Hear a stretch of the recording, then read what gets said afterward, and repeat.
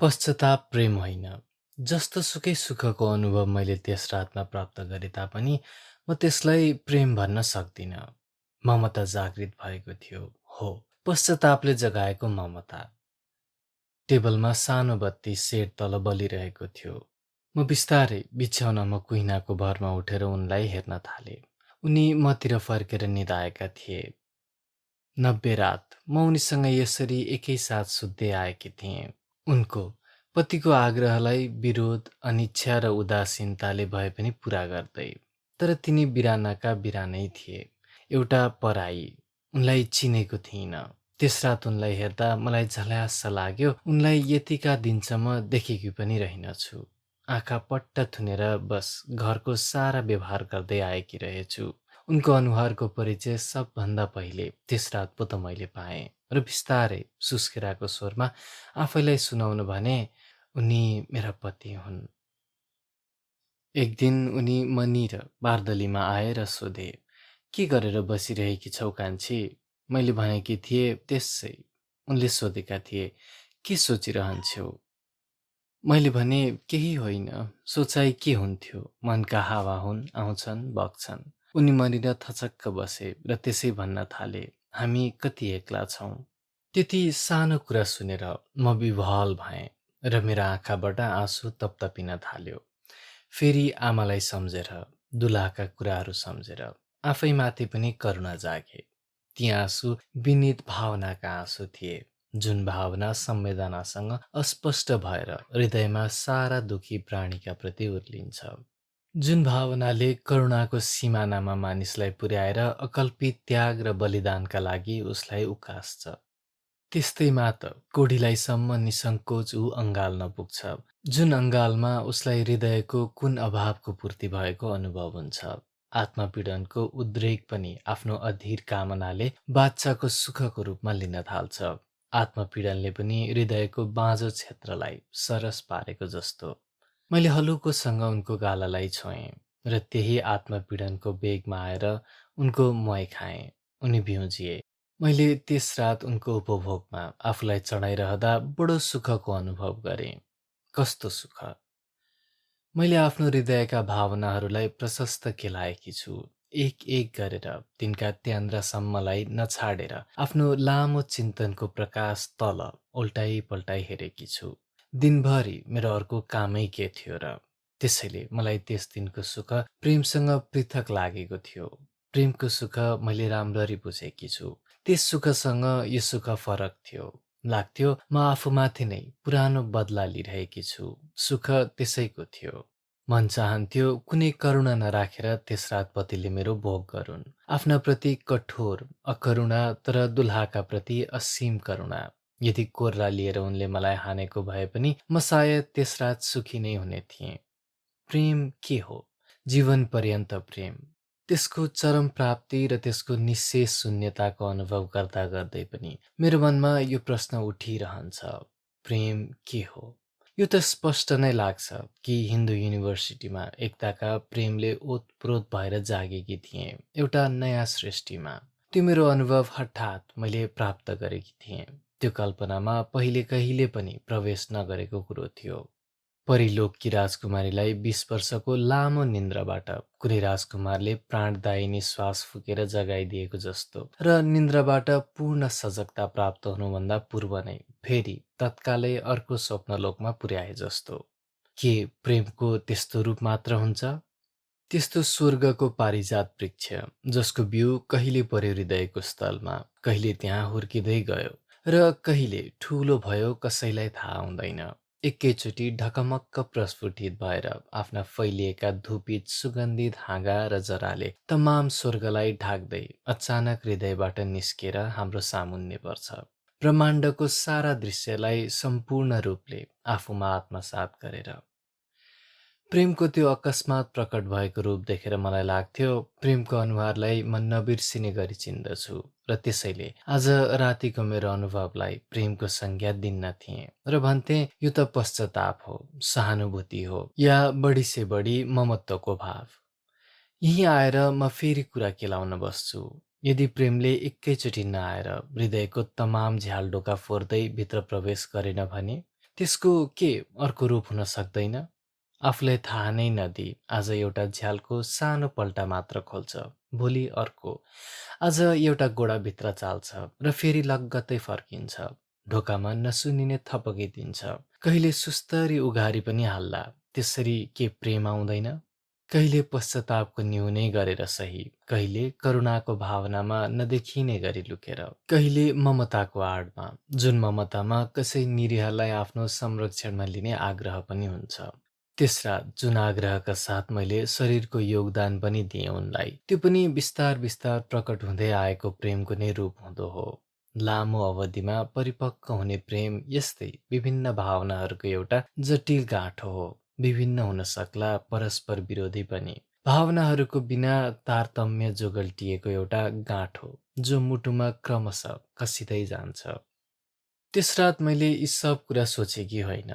केवल करुणा भावले पश्चातापको ज्वालामा परेर स्वेच्छाले आफूलाई बलि दिइरहेकी जस्तो गरेकी उनका अगाडि। उनी थाकेर फेरि निदाए, म निदाइन। हलुकी निश्चय भएँ। लाग्यो प्रायश्चित्त भयो। मेरो दोष केही मात्रामा पखालियो। मरेकी आमालाई बडो कृतज्ञता भावसँग सोचिरहेँ। अब पीडाको बोध थिएन मुटुमा। आमाले जीवन पर्यन्त, जसलाई म प्रेम भन्छु, नपाएर पनि नारीत्वको निर्वाह गर्दै रहनुभयो। उहाँ भन्नुहुन्थ्यो, स्वास्नी मानिस पृथ्वी जस्तो हो, जीवनका सारा चोट सहँदै हिँड्छे। पीडाले ऊ विचलित हुन थाली भने के त्यो माता हुन सक्छ र नानी उमा? नारीको यथार्थ रूप माताको हो। आमाका यस्ता वाक्यलाई सम्झेर कृतज्ञताले भरिन्थे। नारीको यथार्थ रूप माताको हो। पछि यही कुरालाई सम्झेर लाग्न थाल्यो कि प्रेमको गाँठो जटिलता थप्ने अर्को सूत्र पनि रहेछ, गर्भको बालक। हुनसक्छ त्यस रात प्रकृतिको कुनै परोक्ष नियमले मातृत्वको भावना ममा जगाउँदै आमाको मृत्युको बहानामा मलाई आफ्नो पुरुषको प्रति ममताको उदय गराएको थियो। मैले त्यसलाई पश्चाताप भने, करुणा भने, तर मातृत्व भनिन, किनभने त्यो कुरा बुझेकै थिइनँ। मेरो गर्भको सन्तानले मलाई उकासिरहेको रहेछ क्या र। सायद प्रकृतिले मलाई आफ्नो अवस्थानुरूप कसैको संरक्षणको खाँचोको याद दिलाइरहेको थियो क्या र। मैले ममताले उनलाई आफ्नो संरक्षण प्रदान गरेको भनेको त स्वयं माताले सन्तानका लागि उनको संरक्षण खोजेको होला। त्यसैले होला भोलिपल्ट सम्बन्धको नयाँ स्वरमा उकेलिएर हेर्दा म के सुन्छु भने मेरो गर्भ 3 महिनाको भो भन्ने हृदयको बोली। त्यही दिन दिउँसोको कुरा हो। म सधैँको जस्तो भात खाएर बाहिर बारदलीमा घाम ताप्न आएँ। उनी भित्र कोठामा पलङ तलको भुइँ बिछ्याउनामा लेटिरहेका थिए। उनले सधैँको जस्तो बोलाए, कान्छी के गरिरहेकी छौ बाहिर? सायद रातिको अनुभवले बदलिएको स्थितिले होला।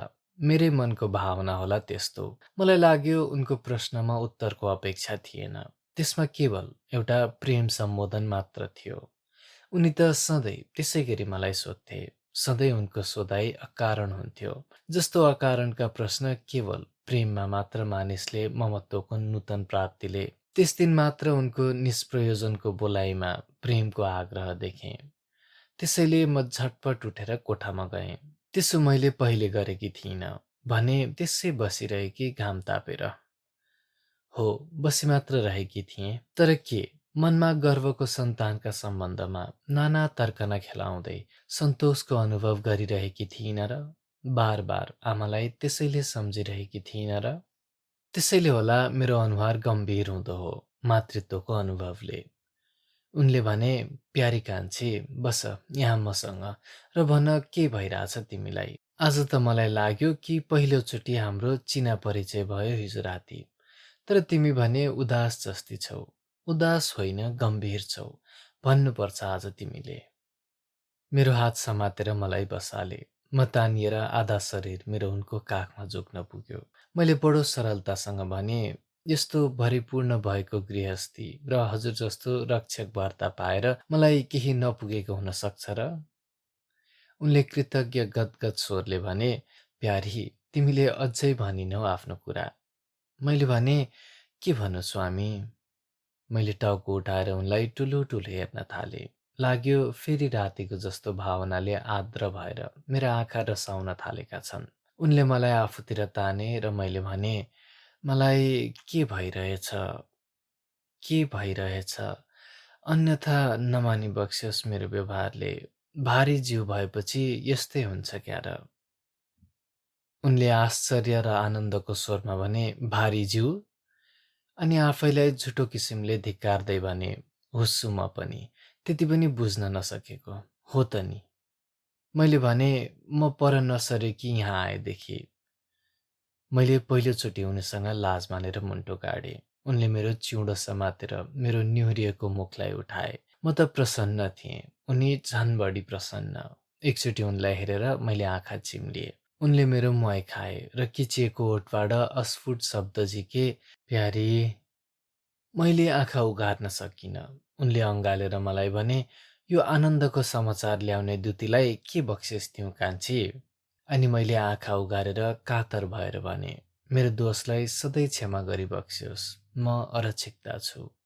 यदि हाम्रो 3 महिनाको बेमेल व्यवहारपछि हिजोदेखि हठात् एउटा नूतन सम्बन्धको सूत्रमा बाँधिएको अनुभव हामीलाई नभएको भए र मेरो त्यस समयको व्यवहारमा हृदयको सच्चाइ लक्षित नभएको भए र उनको मेरा प्रतिको प्रगाढ प्रेम जरो नहालिसकेको भए, मेरो त्यस्तो अनौठो याचनाले उनी विस्मयमा पर्ने थिए। तर उनी विस्मय हुने सट्टा अप्रत्याशित प्रेमको व्यवहार भन्ठानेर झन् गदगद भए र मेरो मुखलाई बार बार चुम्बनले थुनिदिन थाले। मैले यस घरमा पाइलो राखेको सुरुका ताका एक दिन उनलाई धोका दिएर अर्काको गर्भ पेटमा राख्न पाउँदा एउटा विभत्स सन्तोषले सुखी भएकी थिएँ। उनलाई महामूर्ख भनेर बदला भावले मनमनै हाँसेकी पनि थिएँ। आज त्यो कुरालाई, उनको निर्बोधतालाई देखेर मेरो मन ममताले आकुल व्याकुल हुन थाल्यो। उनको प्रेम कस्तो एकाग्र, कस्तो निश्चल, कस्तो अंशदिग्ध, कस्तो विश्वासपूर्ण। केही दिनपछि यस घटनालाई लक्ष्य गरेर उनले भनेका थिए, तिमीले त्यस दिन अनौठो कुरा भनेकी थियौ कि तिमी अरक्षिता छौ। त्यस्तो अवस्थामा पहिलो गर्भधारण गर्दा झन बढी स्वास्नी मानिसको मन केही विचलित हुन्छ र मैले बुझेको थिएँ यो तिम्रो पहिलो अनुभव हो। एक्कासी प्राप्त गरेको कि म गर्भवती छु। त्यस दिन भने यो सब कुरा भनेनन्। मायाले यति मात्र भने, कान्छी, तिमीले आफ्नो शरीरको बडो ख्याल राख्नुपर्छ। अब तिम्रो जीव एउटा मात्र रहेन।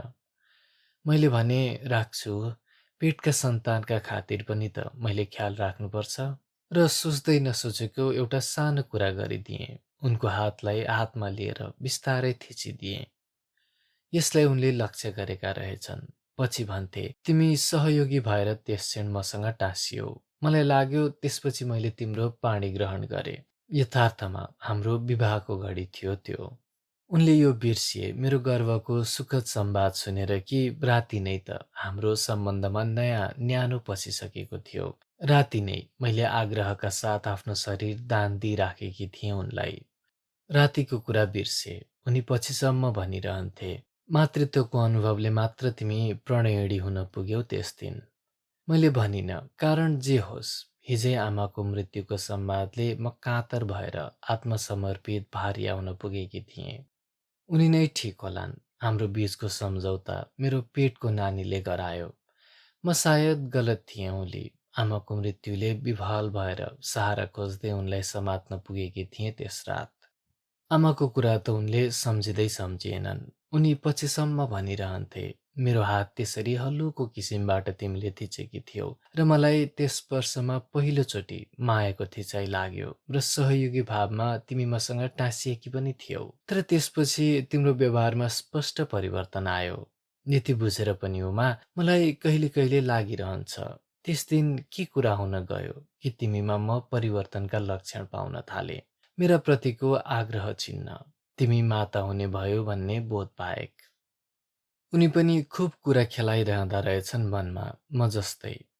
उनी भन्थे, मलाई लाग्छ वैवाहिक जीवनको प्रारम्भिक असन्तुलित अवस्थाको अवधि कुनै दिन त अवश्य सिद्धिन्छ जब एउटा नचिनेको पुरुषसँगको अनौठो सम्बन्धमा हठात् गाँसिन पुग्दा भएको मानसिक स्थिति बिस्तार बिस्तार लोप भएर नारी गृहस्थीको मध्यमा सहज रूपले पत्नीको स्थितिमा अभिभूत हुन्छ।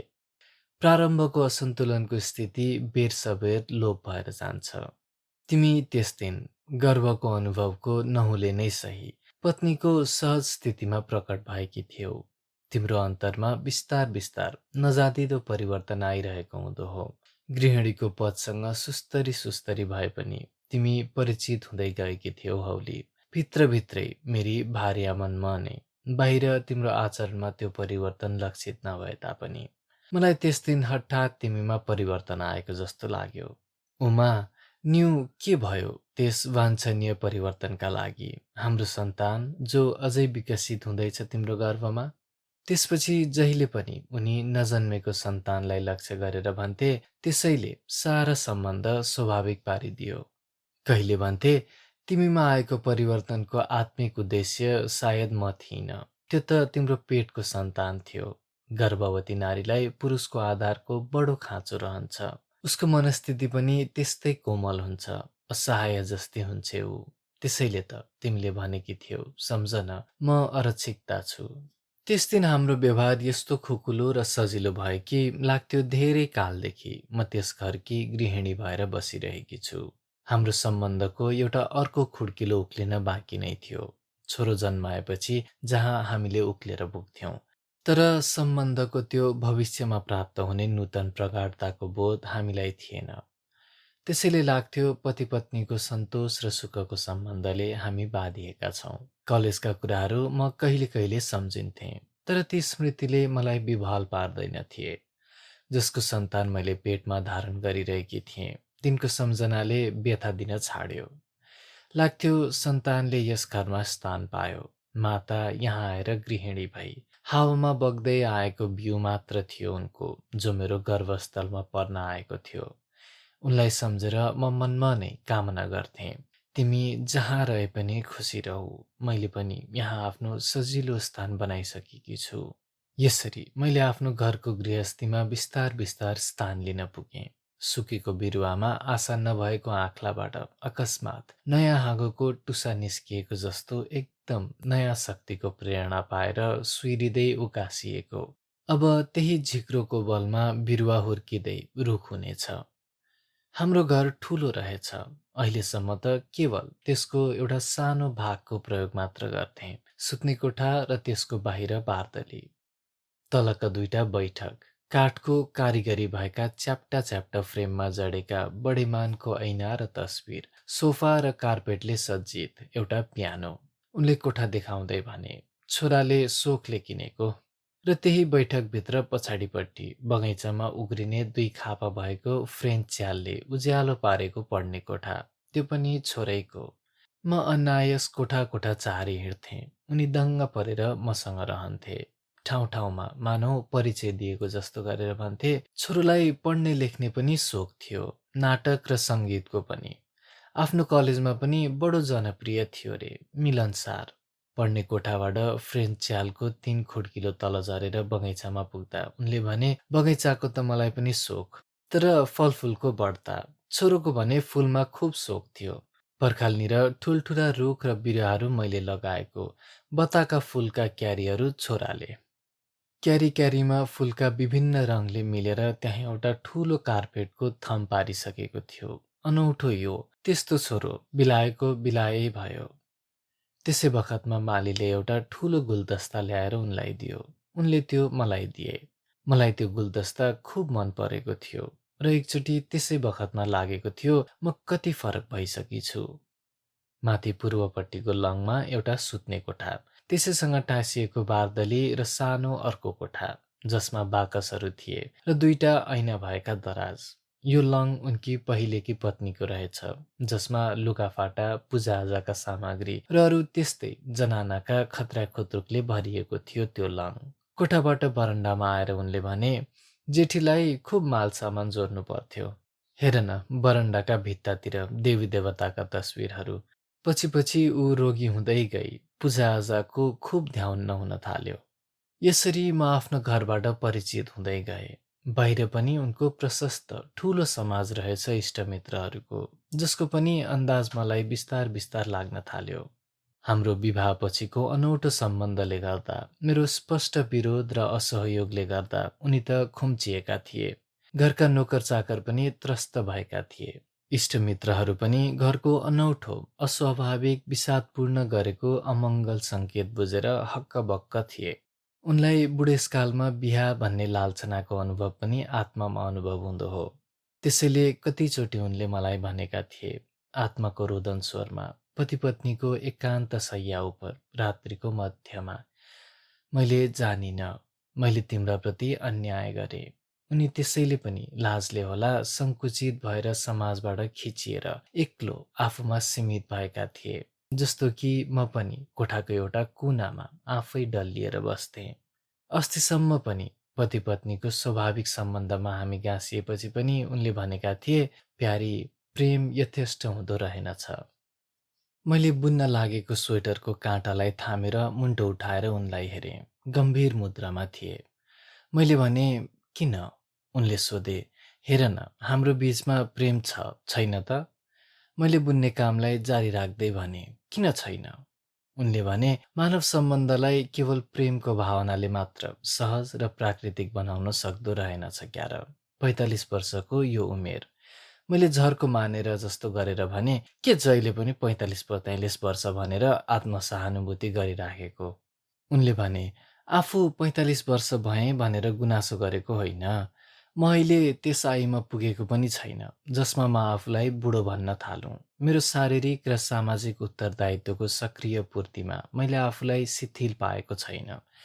तर यौवन त अब ममा छैन र त्यसैले मेरो दोस्रो बिहा। थाहा छ कान्छी, जुन दिन मैले सबभन्दा पहिले तिमीलाई अँगालेको थिएँ, मलाई झलझल सम्झना छ त्यस रातको कुरा। तिमीलाई त के सम्झना होला? सम्झिराख्ने नै कुरा के थियो र तिम्रो लागि? त्यस पहिलो आलिङ्गनमा तिम्रो कोमल शरीरको स्पर्श हुने बित्तिकै मलाई लाग्यो म छिप्पिएछु शैया उपर तिम्रो। मैले भने, भो के सम्झिरहेको? मलाई लाज लाग्छ। भन्न देऊ मलाई कान्छी, लाज छ भने मलाई त्यसको हुनुपर्छ। तिमीलाई किन? तिम्रो गोल गोल कलकलाउँदो शरीर, जसको तन्किएको पुष्टतामा टल्किने त्वचासँग मेरो त्वचा दाजिन पुग्दा हामी दम्पतिको उमेरको फरक त्यसै स्पष्ट हुन्थ्यो। 20-21 वर्ष कि तिमी। त्यसो त पुरुषको शरीरमा कहिले पनि त्यस्तो कोमलता आउँदैन जस्तो कि स्त्रीको। मैले भने, स्त्री पुरुषको उमेरको तुलना हुन्छ र कहीँ? हामी स्वास्नी मानिसको जीव एउटा सन्तान नहुन्जेल त हो नि। त्यसपछि 1-1 वर्षमा त हामी 5-5 वर्ष बुढी हुँदै जान्छौँ। उनले भने, 25 वर्षको फरक कुनै तर्कले पनि मेट्न सक्दैन प्यारी। मैले उनको पोकोलाई भुइँमा थपक्क राखेर भने, आज के भइरहेछ हजुरलाई? छी, कति लज्जित पार्न चाहेको मलाई। यो भन्न खोजेको त होइन कि हजुरको यत्रो ठुलो प्रेमको त्यस्तै ठुलो किसिमको प्रत्युत्तर मबाट पाइबक्सन्न? के यो लालछना लगाएको त होइन? किन बिर्सिन खोजेको? एक त म अबला, त्यसमा सन्तान बोकेकी। उनी एकछिन केही बोलेनन्। अनि भने, त्यही त म भन्दै थिएँ, हाम्रो प्रेममा कतै पनि अभाव म पाउँदिन। मनज्ञ छ, छैन त? र त्यसैले झन् मलाई हाम्रो उमेरको भेदको सम्झना हुन्छ। यदि तिमी ल्याएपछि मलाई किञ्चित दोष भावनाले ग्रस्त गरेको भए तापनि तिमीबाट पाउन थालेको प्रेमले त्यसलाई पहिले नै मेटिदिइसकेको छ। दोष भावना थियो र पहिले? अप्ठ्यारोपन निश्चय थियो। लाग्यो ठिक भएन क्यार। एक दिन म भान्साकोठामा बसेर तरकारी काटिरहेकी थिएँ। पहिले पहिले त्यस लङतिर जाँदा नोकर चाकरहरू दस्किन्थे। उनीहरूको खलबली अचानक थामिन्थ्यो। भय मिश्रित अनौठोपनको भावले उनीहरू खुम्चिन्थे। पछि पछिको हाम्रो बीच मालिकनी र नोकर चाकरहरूका बीच सहजताको सम्बन्ध जम्दै गयो। प्रत्येकलाई चिन्न थाले र प्रत्येकको स्वभावलाई बुझ्दै आएँ। रमाइली चम्पा, बलबले हरिमाया, गम्भीर खालको हरिप्रसाद भान्छे, जसलाई आफ्नो सामाजिक मर्यादाले गर्दा नोकर चाकरको हुलमा मिसाउनुहुन्न थियो र जसलाई तपाईँ भन्नुपर्थ्यो। च्वाट कालो कृष्णबहादुर, उज्यालो दाँत भएको, बोल्दा लाग्थ्यो अनुहारमा हाँसो झल्किरहन्छ छिनछिनमा। पानी भर्ने रामे, भाँडा मल्ने किस्ने। भान्साघरको बरन्डामा आएर दुल्हाले भने, ल आउनु पर्यो, डाक्टर आएका छन्, कीर्तिमान।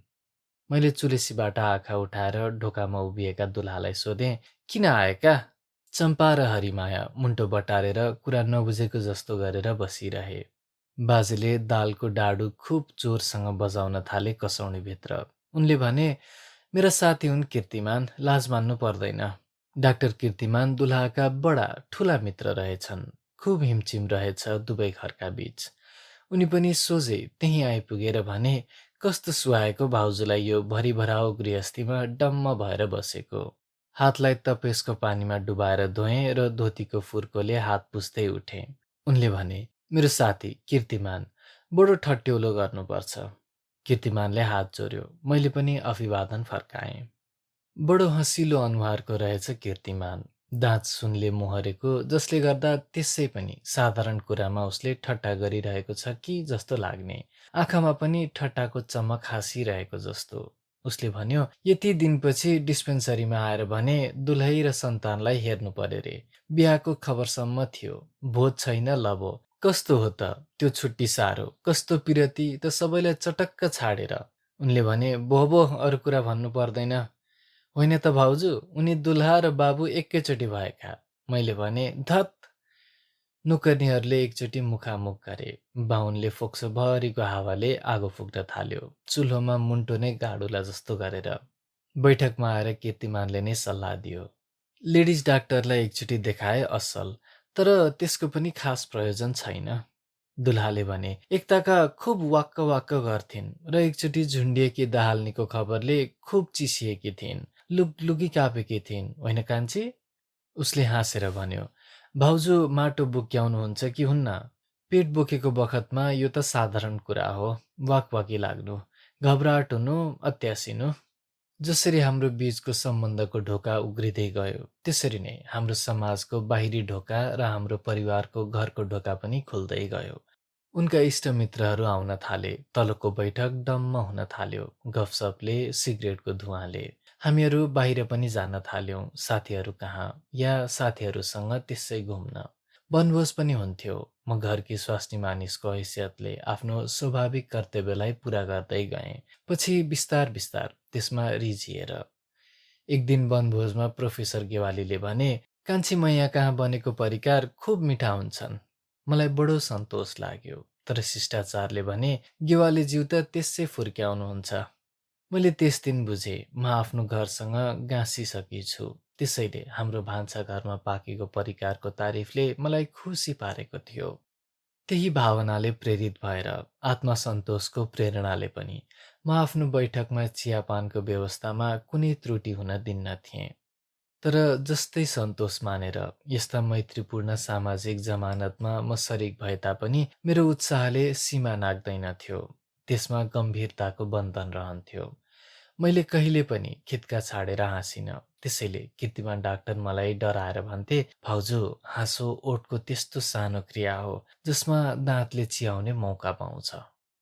प्रोफेसर गेवालीले उत्ति नै खेरै सोधे, ल भन्नुहोस् कान्छी मैया, तपाईँ नै।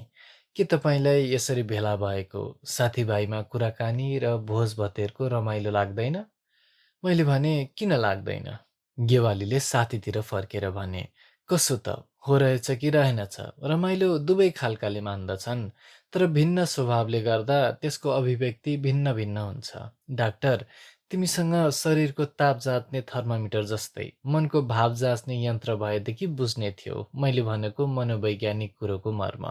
बाटामै घर फर्किँदा हामी एक्ला हुने बित्तिकै दुलहाले मलाई सोधेका थिए, तिमीलाई साँच्चै साँच्चै रमाइलो लाग्छ यसरी साथीहरूसँग भेला भएर रमाइलो गरेको?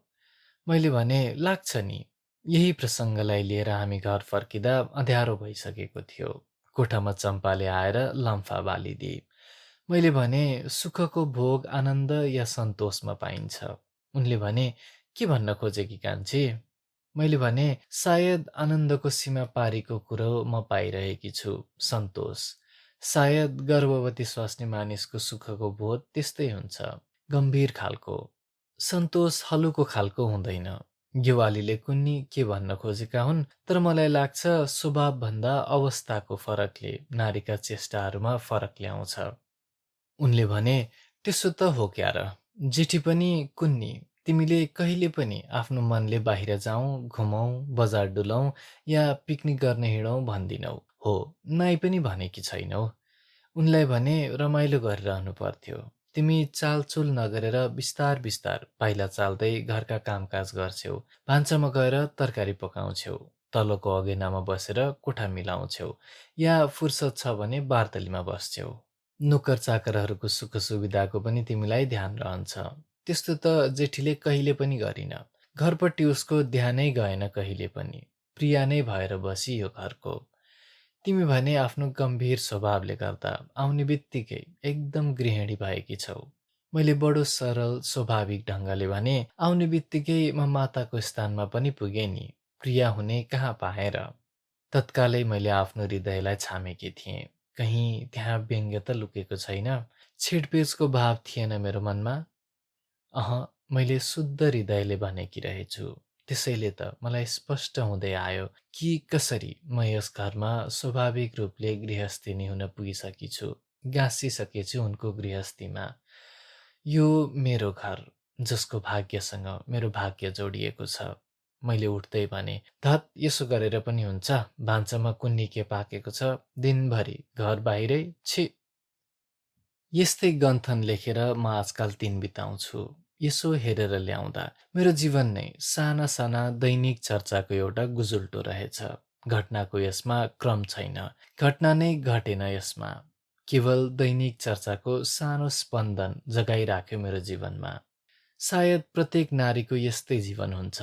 प्राय पुरुषको पनि त यथार्थ जीवन दैनिक चर्चाकै क्रम हो। बहादुरीका कुरा, कलाका प्रेरणा, साहस, बलिदान या त्यस्तै घोर स्वार्थ र कायरताका उल्लेखनीय कार्यकलापले कतिको जीवनलाई भन्थ्यो होला र। वास्तवमा मानिस दैनिकताको होचो आकाश तलको सास फेर्ने प्राणी हो र आफ्नै अनुभवले अर्काका जीवनलाई आँक्छ। यदि कसैले आफ्नो जीवनलाई यसरी नै केलाएर बस्यो भने उसलाई पनि मेरै जस्तो अनुभव हुनेछ कि वास्तवमा ऊ बाँचिरहेको रहेछ जीवनका साना साना दैनिक घटनामा। नाटकका सिन त उसको आत्माको रङ्गमञ्चमा उग्रिरहन्छन्। घटना केही घट्छ भने त्यही घट्छ। जुन समयको म यहाँ चर्चा गरिरहेको छु, यसो सम्झेर ल्याउँदा त्यसलाई छाया पारेर दुलहाको व्यक्तित्वले छोपेको रहेछ। मेरो सम्झनामा उनी मात्र आइरहन्छन् त्यस अवधिमा घटेका कुरालाई सम्झेर ल्याउँदा। म सम्झिन्छु उनको बोलाइ। अलिकति खस्रो आवाज, लाग्थ्यो घाँटीमा शब्द रगडेर निस्कन्छन्। उनको हेराइ, जसमा यस्तो स्पष्ट सरलताको भाव हुन्थ्यो, जसले उनको अलिक गुत्थ परेको अनुहारलाई उदाङ्ग पारेको जस्तो गर्थ्यो। नाकको डाँडीको त्यो सानो कोठीको डल्लो उनको सरल हृदयको प्रमाण दिएको जस्तो गर्थ्यो। उनको अनुहार मायालाग्दो थियो। म सम्झिन्छु उनी बगैँचामा उभिएको, भोटो र सुरुवाल मात्र लगाएको, गोडामा कपडाको पुरानो चट्टी पेटले भोटोलाई उकासेको। झ्यालबाट उनलाई यसरी उभिएको देख्दा मलाई भर भएको म सम्झिन्छु। झ्यालमा मलाई उभिएको देखेर उनले भनेका थिए बगैँचाबाट, के हेरेकी कान्छी, आउँदिनौ बगैँचामा? मैले भनेकी थिएँ, मलाई घरमा धेरै काम छ। उनको चालचलन व्यवहारलाई म सम्झिन्छु, घरभित्र घर बाहिर या मसँग उनले गरेको व्यवहार। यदि मेरो पूर्व अनुभव भिन्न नभएको भए यस्तो हुने थिएन। सायद मैले कुनै नयाँ आविष्कार गरेको जस्तो हुने थिएन, त्यसको नयाँ नयाँ पक्षलाई बुद्धिले गर्दै लगेको जस्तो। हिन्दू युनिभर्सिटीको त्यो व्यक्ति जसले त्यत्रो महान अनुभव र प्राप्तिमा छाडेर गयो, उसका सम्बन्धमा यस्तो सूक्ष्म सम्झना छैन मलाई। आफूभन्दा शक्तिशाली तत्त्वको केन्द्रमा एउटा युवक बसेको थियो। आँधीबेहरीको कुनै बालक जस्तो भएर त्यो मेरो अनुभवमा हुरिँदै आएको थियो। उसका सम्बन्धमा मलाई कुनै मानवीय विवरणको सम्झना हुँदैन। हुनसक्छ त्यसको कारण मेरो स्मृतिमा उसको रूपरेखा बिलाउँदै गएकोले यस्तो भएको होला। तर दैनिक जीवनको संसर्गमा पनि त म आइन उसँग। दुलासँग भने दैनिक जीवनको संसर्गमा म नजादिदो किसिमबाट जोल्टिँदै गएकी थिएँ। हामीलाई पति पत्नीको सम्बन्धमा बाँधिराख्ने ती सूक्ष्म तन्तुको एक एक विवरणको मलाई सम्झना हुन्छ। सम्बन्धको यस्तो सूक्ष्म विवरणको छाप बुद्धिको पाटोमा छुट्टा छुट्टै परेर अडेको त सायद प्रेमको लक्षण होइन। प्रेममा त व्यवहारका यावत विवरण लोप हुन्छन्, आपसमा यसरी गाँसिएर कि अनुभवको एउटा आनन्ददायिनी युगाको सम्झना मात्र हुन्छ। हृदयको मध्यमा रहेर हलुङ्गो सुवास फैलिरहन्छ प्रत्येक सास फेराइमा। मैले एकचोटि बिदामा घर गएको बखतमा आमालाई सोधेकी थिएँ, आमा, तपाईँको अर्को लोग्नेसँग बिहा भएको भए कस्तो हुने थियो? उहाँले मेरो प्रश्न बुझ्नु भएनछ। भन्नुभयो, "के भनेको यो छोरीले?" मैले भने, "मेरो बासँग तपाईँको बिहा नभएर अर्को कोही पुरुषसँग भएको भए?" उहाँले भन्नुभयो, "त्यस्तो पनि हुन्छ कहीँ? जुन ठाउँको तिल चामल पहिले खाएकी थिए त्यहीँकी भएर म आएँ। योभन्दा बढ्ता कुन छोरीले सोध्छे? त धेरै ठुली भइस् खर्कालाई भने बिहा गरिदिनुपर्छ हुर्केकी छोरीको भन्ने पत्तो छैन।" मैले फेरि सोधेँ, "होइन आमा, बा र तपाईँमा प्रेम भएको देखिन्न, व्यवहार मात्र भएको देख्छु।" यस्ता कुरा उहाँ पटक्क सम्झिनुहुन्न थियो र भन्नुभयो, "व्यवहारभन्दा भिन्न प्रेम भनेको के हो? मनज्ञ छैन र मलाई? यस्ता छोराछोरी छन्, यस्तो घर छ, व्यवहार चलाउन केही खाँचो छैन। लोग्ने छोराहरूको यस्तो भर छ। मलाई मनज्ञ, नामी मनज्ञ, सन्तोष छ मलाई मनमा।" अनि बाका कुरा गर्न थाल्नुहुन्थ्यो। उहाँले गाउँघरमा गरेका व्यवहारका कुराहरू। त्यस्तै मलाई पनि तिनताका हुन्थ्यो। लाग्थ्यो नपुगेको के छ मलाई। मलाई पनि मनज्ञ छ। म पनि आमाकी छोरी रहेछु। सायद सबै स्वास्नी मानिस गृहिणी भएपछि त्यस्तै आमाकी छोरी नै हुन्छन्। एक दिन दुल्हाले भने, "मेरो त दुईचोटि बिहा भयो। प्रेमको दुईटा प्रकारको अनुभव छ मलाई। जेठीसँग मेरो बिहा, यद्यपि प्रणय सम्बन्ध थिएन त्यो, किनभने बाबुआमाले गरिदिएको बिहा थियो। त्यसले कति छिटै प्रेम सम्बन्धमा हामीलाई बाँध्यो कि आजकाल त्यसलाई सम्झदा ताज्जुब लाग्छ। यौवनको तातो उन्माद जो तारुण्यको प्रथम पदमा एकचोटि मात्र सायद मानिसले जीवनमा अनुभव गर्छ, त्यसले गर्दा हो वा कुन्नी केले हो हामी आपसमा यसरी गाँसिन पुग्यौं कि हामीलाई सम्झना नै रहेन कि हामी दुई प्राणी हौं र केही दिन पहिलेसम्म एक दोस्रोबाट एकदम अपरिचित। अस्पष्ट यौवन र त्यस्तै अस्पष्ट यौवनको मिश्रित रसायनले हामी मानौ मिसिएको एउटा डल्लो, एउटा अनन्य व्यक्ति भएका थियौं। तिमीलाई प्रेमको त्यो रूपको अनुभव भएन? मैले भने, म त एकैचोटि गृहिणी, मातामा अवतीर्ण भएँ नि। त्यसैले प्रारम्भमै प्रेमको अर्को खुड्किलोमा उक्लिएर माथि पुगिसकेकी छु, सन्तोषको स्तरमा, मनज्ञताको अवस्थामा। आखिर प्रारम्भमा प्रेमले जस्तोसुकै भिन्न चेष्टा देखाए तापनि परिणाममा त्यसले पुर्याउने थलो त यही हो, होइन त? उनले भने, "त्यसो त हो क्यार। छोरो जन्माएपछि उसमा पनि सानो परिवर्तन आएको थियो। उसको मनोभावमा, व्यवहारमा। यत्रो नदेखेको घर देख्न थाली, बार बार भन्न थाली, जा, घरको काम लथालिङ्ग छ। भन्न थाली, यसरी जोल्टिएर बसिरहन पाइन्छ र अब गृहिणीले?" अनि मैले सोद्धा भन्थे, "सबथोक पुगेको मनज्ञ भएको लाग्छ नि। त्यही हो नि प्रेम, हजुर होइबक्सिन्छ। छोरो छ, कस्तो रहर लाग्दो घुतमुने, घर छ, नोकर चाकर छन्, इष्टमित्र छन्, नपुगेको के छ र? चाहना टुङ्गियो सन्तोषमा आएर।" मैले भने, "मेरी आमा पनि त्यस्तै कुरा गर्नुहुन्छ। मलाई लाग्छ पति पत्नीको सम्बन्धमा यौनको आनन्द एउटा प्रारम्भिक आवेग मात्र हो। त्यस्तो आवेग जो निमित्त भएर नयाँ सम्बन्धलाई जोड्छ, तर त्यसमा घनिष्ठता, गृहस्थीको सुखले ल्याउँछ। जसमा हो त्यो तोड, त्यो आवेग रहँदैन। तर पारस्परिक करुणा, स्नेह, सहानुभूति जस्ता भावनाको दैनिक आदान प्रदानले स्थायित्व रहन्छ।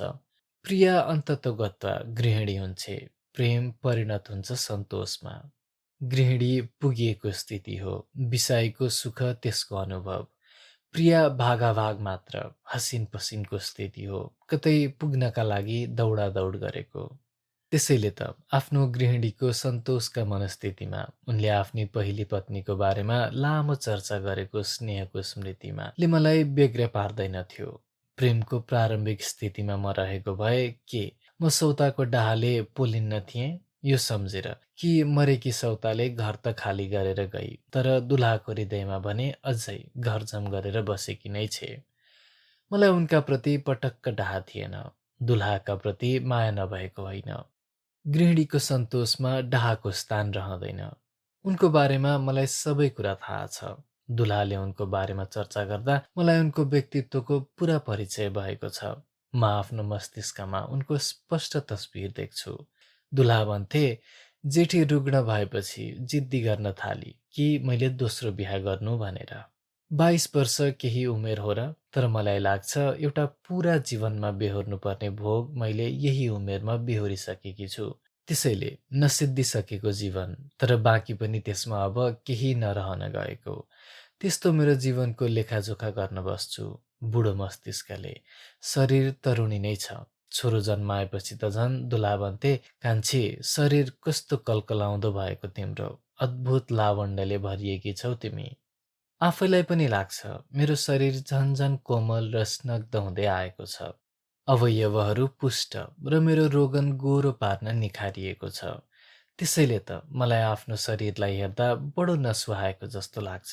कुनै जर्र भएकी आदि नारीले समयको रक्षानबाट उठेर एउटी तरुणीको रूप पहिरिएर आएकी होस्।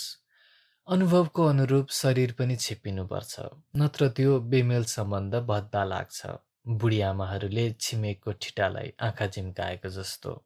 मेरो मनको आँखा चाउरिएर भाँसिसकेका छन्, जसको रोशनी पनि मधुरो भइसकेको छ। त्यसका शरीर पनि चाउरीको गुजुल्टा भएका छन्। छाला लोत्तिसकेको छ, कपाल सेतिसकेको छ। म त्यस्तै पो त छु आफूभित्र। र जब म ती पुराना भएका आँखाले आफ्नो 22 वर्षको जीवनलाई हेर्छु, मलाई लाग्छ 22 वर्ष पनि कत्रो लामो आयु र प्राचीन वृद्धाको जस्तो, जसको जीवन निखिसकेको छ। म पनि कुरा केलाउँदै बस्छु, जीवनको लेखाजोखा गर्दै। त्यही लेखाजोखा गरेर बारदलीमा दिनभरि बसेर बिताएको त हो नि स्मृतिका टुक्रा टाक्रीहरू। म त केवल स्मृतिले भरिएकी प्राणी छु आजकाल। तर मेरा स्मृतिहरू र स्थानाभावले गर्दा होला अट्टी नअट्टी मेरो मस्तिष्कमा बिना कुनै छन्द र व्यवस्था खाँदा खाँद छ। म तिनैलाई व्यवस्था दिन खोज्छु।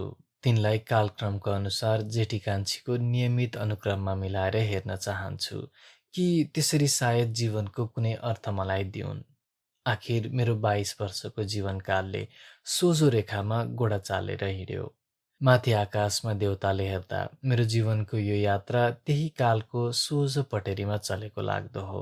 देवताले मात्र के, मानिसलाई पनि मेरो यात्रा समयको सतहमा बग्दै हिँडेको लाग्दो हो। रेखाको 2 आयात मात्र लाग्दो हो मेरो जीवन। तर मेरो जीवन त कालको त्यस्तो नाम मात्र होइन।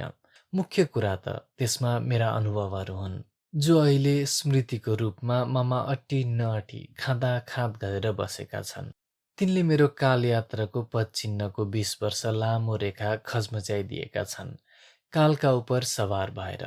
काल श्रृङ्खला टुट्न गएको छ, त्यसकारण स्मृतिहरूको प्रभुत्व व्यञ्जक दाबी छ। काल केही होइन, जो जे छ हामी मात्र छौँ जीवनमा। यी सब कुरा त म मान्दछु र त्यसैले त अघिदेखि भनिरहेकी छु, 22 वर्षको उमेरमै कालले भर्खरै उकालेको यौवनमा म बुढी भइसकेकी छु। इतिहासको ध्वंसावशेषको गह्वरभित्र टिकिरहेको प्राचीन प्राणी। म पनि त स्मृतिलाई नै महत्त्व दिएर तिनको विवेचना गर्न बसिरहेकी छु, दिनहुँ दिउँसोको एकान्तमा बारदलीमा आएर।